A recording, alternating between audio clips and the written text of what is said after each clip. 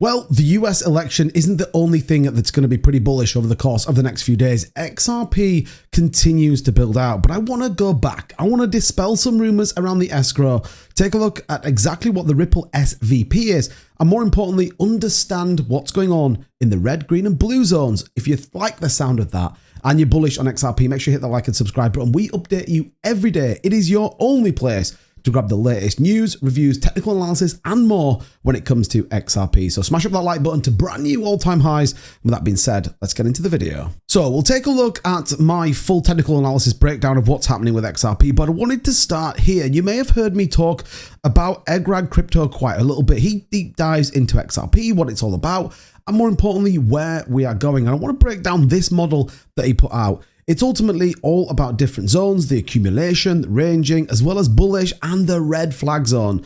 So I guess the question is, what is it all about? Well, we're going to break down, like I said, what it is in this video. So the color code chart is ultimately an easy and simple way to see exactly what's going on in terms of accumulation and getting ready. The red area is always have a possibility, but ultimately the bullish is where the bulls are buying. We all know that people shouldn't buy on green candles, but often people simply do. So when we talk about specifically what's going on with this, well, the red zone is ultimately a couple of weekly candle closing in the red. We saw that in July 24, but the bulls came charging in, pulled us right back out, and it's really exciting to see how it consistently snaps up out of this red zone. That tells us there is a buying market in that area, and I think that's pretty much where we're currently sitting right now. When we start talking about the yellow zone, the range or support zone, well, since March 13th, 23, we've established this yellow range as a solid support level. Whenever the price is in there, expect it to hold, expect it to look for a break again to the upside.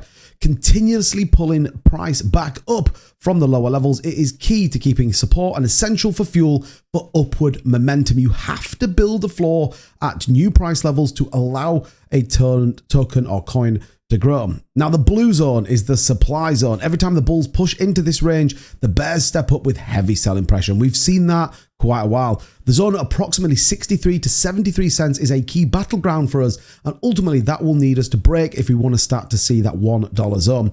Now, when we start getting into the super bullish sentiment, this is the green zone, and this ultimately is the final checkpoint. The break above, lots of these measures on here from the 1.0 Fibonacci, the 1236, the 141 is all bullish momentum. And you can see where we sit right now, still within this solid support zone, and you can see it again on the actual full chart. Where do we need to see our break above? 65 cents. That's the number I've been talking about as a bullish move to the upside, getting into that blue zone, looking for that supply move, getting rid of a lot of the bears, and then pushing onwards into that 73 zone, out of that and to the upside. Now you may be thinking, 2-bit, that's great. You can break down exactly what that means, but what does it mean for me? The XRP is doing nothing. Ripple keeps selling on us.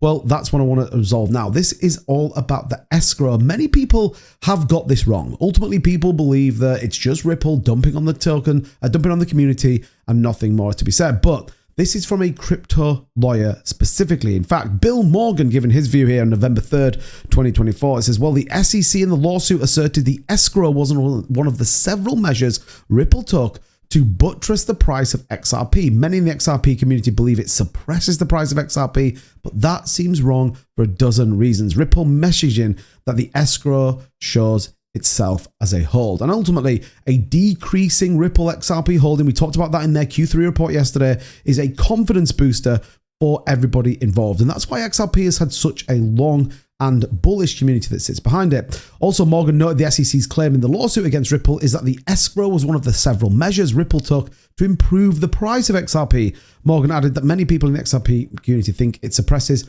which is simply incorrect. It is a holding. They hold the supply. And ultimately, yes, they are selling some. We don't really understand what that's for, whether it's for building out, it's for court kit, whatever it's for. But the reality is, fundamentally, it supports a stable price movement with it. And I think it's very, very important to note that. Now, one of the other big upgrades we have recently is the SVP blockchain. This is all about the internet of value. Now, we spoke about XRP at length on this channel, and I truly believe it's a big deal. We have obviously meme coins over there, and we discussed yesterday about 2 further upgrades that are coming here. Now, pretty interestingly, the SVP, or the Strategic Initiatives at Ripple, is a company vision to enable an internet of value, a reason to use it and transport costs and value across the globe. And I think this is important to reference.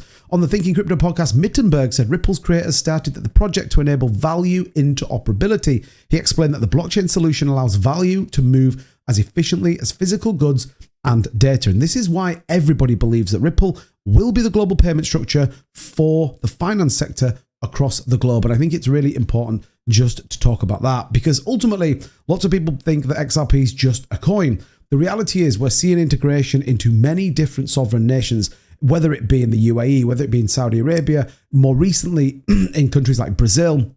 This is obviously a big deal. And you don't hear a lot of that being built out. Yes, you see countries buying certain cryptocurrencies, but actually in the infrastructure of the financial markets in those particular countries, you don't see that enough. Now, one last thing, and it would be wrong of me not to talk about this. John Deaton, this could be an XRP big deal. John Deaton going against Elizabeth Warren, who, rightly so, or more wrongly so, depending on which side you think, could absolutely beat her in the polls in the race to the Senate, which could be the first time we see this, a pro-cryptocurrency individual that moves into it, and Elizabeth Warren's war on cryptocurrency may suddenly come to an end. So, I guess the big question, why is the price not pumping XRP? Well, the broader market is pretty flat. Again, as the news trickles in about who's winning, who's not, where Trump is, where he isn't, is going to be super volatile. Bitcoin back above 68,000 is good news. XRP, though, we want to see it hold 50 cents. It's important that it holds it, and we're still within this range that we've talked about for a while. Now, like I said, 24 hours to go for this election, potentially look for a break. We do need a big spike. I'd like to see some big volume come in, some big buys come in. Why? We're trending down. This is a lower low. This is a downward trend that we don't want to see. We need to see the break to the upside. And I guess the reality is, if you were to stick a Fibonacci on this, 236 at 53 cents is what we're looking for as a short-term price analysis. Let me know what you think of all of this in the comments down below. And as always, thank you so much for watching the video. Smash up that like button. It massively helps out the channel and takes you no time at all. Until next time, see you very soon. Take care.